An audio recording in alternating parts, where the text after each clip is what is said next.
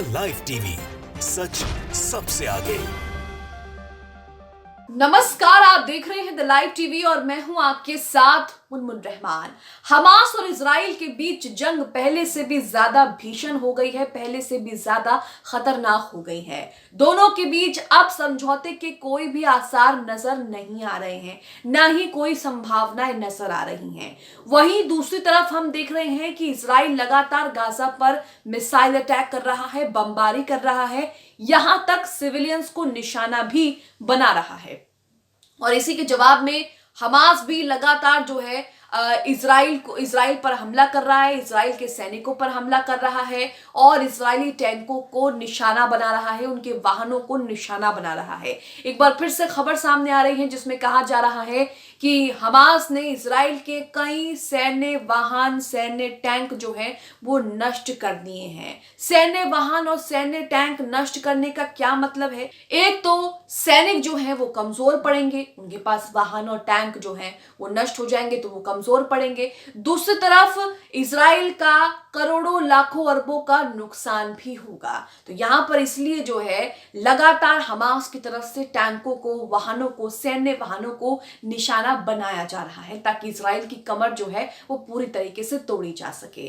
तो आप अपनी स्क्रीन पर अमरीश मिश्रा का ये ट्वीट देख रहे हैं जिसमें उन्होंने जानकारी दी है। पहला ट्वीट आप अपनी स्क्रीन पर उनका देखिए जिसमें लिखा है कि ब्रेकिंग न्यूज, गाजा सुजैया में हमास ने अल यासीन 105 गोले और विस्फोटक उपकरणों के साथ 9 इजरायली वाहनों को निशाना बनाया। आप सोचिए, एक ही दिन में 9 इजरायली वाहनों को निशाना बनाया है गाजा में हमास ने।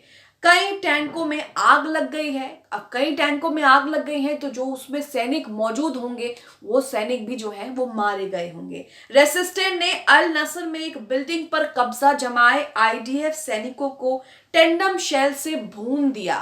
तो यहां आप देख रहे हैं कि हमास जमीनी लड़ाई में लगातार जो है वो इजराइल का सफाया कर रहा है। हालांकि नेतन्याहू तो यहां पर यही कह रहे हैं कि जब तक हम उनका सफाया नहीं करेंगे, हराएंगे नहीं, तब तक जो है हम वापस नहीं आएंगे। चाहे उनके सैनिक मारे जा रहे हो, उनके अरबों रुपए का नुकसान हो रहा हो, अर्थव्यवस्था जो है वो कमजोर हो गई हो और साथ ही मिनिस्टर के बेटे तक मारे जा रहे हो, लेकिन उसके बावजूद भी नेतन्याहू अपनी जिद पर यहां पर अड़े हुए हैं। इसी के साथ दूसरा ट्वीट अमरीश मिश्रा का, इसमें एक और जानकारी देते हुए लिखा है, ब्रेकिंग न्यूज, हमास ने अल यासीन 105 शेल्स से 6 और इजरायली वाहनों को निशाना बनाया। पहले ट्वीट में आपने पढ़ा था कि 9 इजरायली वाहनों को जो है विस्फोटक उपकरणों के साथ 9 इजरायली वाहनों को निशाना बनाया और कई टैंक में आग लग गई। दूसरे ट्वीट में आप देख रहे हैं कि 6 और अल यासीन 105 शेल से 6 और इजरायली वाहनों को निशाना बनाया। दूसरी तरफ वेस्ट बैंक जेनिन के डोटान चेक पॉइंट पर रेसिस्टेंट ने सेटलर्स को मार गिराया। वहीं तेल अवीव और कई इजरायली सेटलमेंट्स पर गाजा से बमबारी की गई है। तो यहां आप देख रहे हैं कि दोनों के बीच युद्ध के दायरे जो हैं वो लगातार बढ़ते जा रहे हैं। दूसरी तरफ मिडिल ईस्ट के दूसरे देशों में जो है वहां भी हलचल देखने को मिल रही है। और अगर विश्लेषकों की माने, राजनीतिक विश्लेषक, युद्ध विश्लेषकों की माने, तो अगर ये युद्ध ऐसे ही चलता रहा तो ये युद्ध और भी ज्यादा भयावह रूप ले लेगा और अपने साथ साथ इसके जद में कई और मिडिल ईस्ट के देश भी आ सकते हैं। अमेरिका पर खास तौर पर खतरा जो है वो मंडरा सकता है क्योंकि लगातार इजराइल गाजा पर बमबारी कर रहा है। ऐसे में जो फिलिस्तीनी समर्थित देश हैं वो लगातार इजराइल और अमेरिका को चेतावनी दे रहे हैं। ऐसे में उन्हें जो है फिर अमेरिका पर हमला करना पड़ जाएगा और अमेरिका पर अगर हमला होता है तो फिर उसके बाद आप समझ सकते हैं कि युद्ध की तस्वीरें जो हैं वो और भी ज्यादा भयावह हो जाएंगी और युद्ध का जो दायरा है वो इजराइल हमास से निकलकर पूरे मिडिल ईस्ट में फैल जाएगा। तो इसी तरह की तस्वीरें, इसी के साथ आप अपनी स्क्रीन पर कुछ और ब्रेकिंग्स देखेंगे जिसमें लगातार इजरायली सैनिक जो मारे जा रहे हैं उन्हें लेकर इजरायली मीडिया, इजरायली सैन्य क्या कह रही है। वाजिद खान का ट्वीट आपकी स्क्रीन पर है जिसमें लिखा है आईडीएफ, इजरायली सैन्य आईडीएफ ने गाजा पट्टी में लड़ाई के दौरान जो है मारे गए 2 सैनिकों की मौत की घोषणा की है। मास्टर सार्जेंट 188वीं बख्तरबंद ब्रिगेड की 53वीं बटालियन के 32 वर्षीय नफ्ताली यूना गार्डन जेरूसलम से, सार्जेंट प्रथम श्रेणी से ओमेरी रोट 25 कैटजरीन से 188वीं बख्तरबंद ब्रिगेड की 53वीं बटालियन में एक टैंक कमांडर थे। आईडीएफ का कहना है कि 53वीं बटालियन का एक और अन्य सैनिक गंभीर रूप से घायल हो गया है। तस्वीरें वाजिद खान ने यहाँ पर शेयर कर रखी हैं। इसी के साथ एक और ट्वीट आपकी स्क्रीन पर वाजिद खान का, जिसमें अल कसम ब्रिगेड का यहाँ पर कह रहा है। देखिए, अल कसम ब्रिगेड ने बताया कि हमारे मुजाहिदीन ने 3 थंडर एंटी कार्मिक बमों से 15 सैनिक वाली एक जायोनी पैदल सेना को निशाना बनाया है। बल के सदस्य मारे गए और कुछ घायल हो गए हैं। उन्होंने शहर के पूर्वी क्षेत्र में 2 जायोनी टैंकों को भी निशाना बनाया, खान यूनिस अल यासीन 105 गोले के साथ।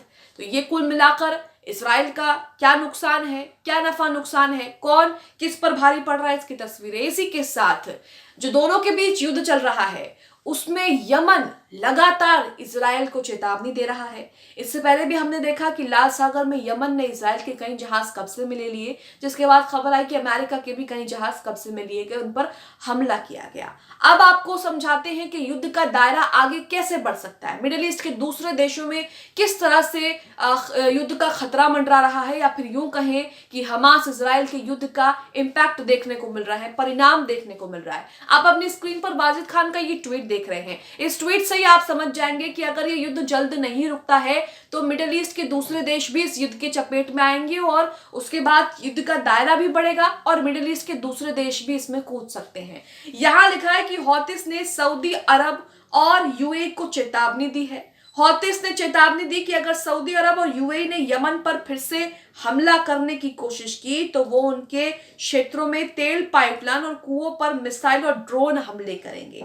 हौती पहले ही ऐसा कर चुके हैं, उनके पास इसके लिए विनाश के आवश्यक साधन भी हैं। सऊदी अरामको और बुनियादी ढांचा विशेष रूप से बुरी तरह से प्रभावित हुआ। तो यहाँ आप देख रहे हैं कि किस तरह से एक दूसरे को लेकर क्या धमकियां, क्या चेतावनियां दी जा रही हैं।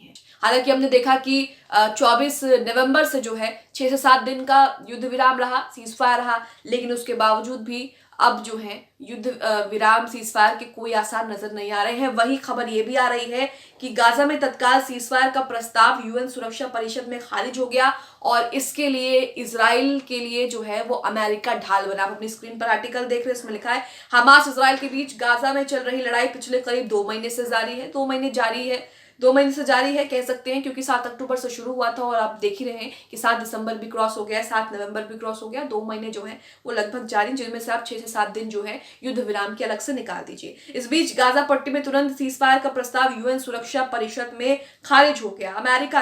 दरअसल अमेरिका ने इजराइल के पक्ष में अपनी वीटो पावर का इस्तेमाल कर लिया। संयुक्त राष्ट्र में अमेरिकी उप प्रतिनिधि रॉबर्ट वुड ने जोर देकर कहा कि प्रस्ताव वास्तविकता से अलग है। उन्होंने कहा कि दुर्भाग्य से हमारे लगभग सभी सिफारिशों को नजरअंदाज किया गया है, इसलिए वो वीटो का इस्तेमाल कर रहे हैं। इससे पहले भी अमेरिका खुलकर इजराइल के पक्ष में यूएन में बोलता रहा है और हम देख ही रहे हैं कि जब से युद्ध शुरू हुआ है, जब से इजराइल फिलिस्तीनियों की ज़मीनें हड़पी, जब से फिलिस्तीनियों पर जुल्म किया, फिलिस्तीनी घरों पर कब्जा किया, तब से ही अमेरिका जो है वो इजराइल का साथ देता आया है और अभी भी इजराइल का साथ दे रहा है। इससे पहले भी अमेरिका ने खुलकर इजराइल के पक्ष में यूएन में बोलता हुआ दिखा। इससे पहले भी पेश किए गए प्रस्ताव पर अमेरिका वीटो पावर का इस्तेमाल कर चुका है। इस तरह से अमेरिका एक बार फिर इजराइल के लिए ढाल बनकर खड़ा हो गया। तो इजराइल को किस बात की चिंता है? अमेरिका कह रहा है कि हम युद्ध विराम पर जोर दे रहे हैं, लेकिन वहीं आप देख रहे हैं कि जब युद्ध विराम को लेकर प्रस्ताव पेश हो रहा है यूएन सुरक्षा परिषद में, तो किस तरह से अमेरिका अपना वीटो पावर का इस्तेमाल करके जो है वो इजराइल को बचा ले रहा है और यहाँ पर युद्ध विराम जो है वो नहीं होने दे रहा है। अब आप इस खबर को लेकर क्या सोचते हैं? तरफ जिस तरह से लगातार खबरें आ रही हैं कि इजरायली सैनिक लगातार मारे जा रहे हैं, वहीं एक दिन में इजराइल के 9 से 10 उपकरण, टैंक और सैन्य वाहन जो है वो नष्ट कर दिए गए हैं। इन सबको लेकर आपका क्या कहना है? हमें कॉमेंट बॉक्स में अपनी राय जरूर दें। द लाइव टीवी, सच सबसे आगे।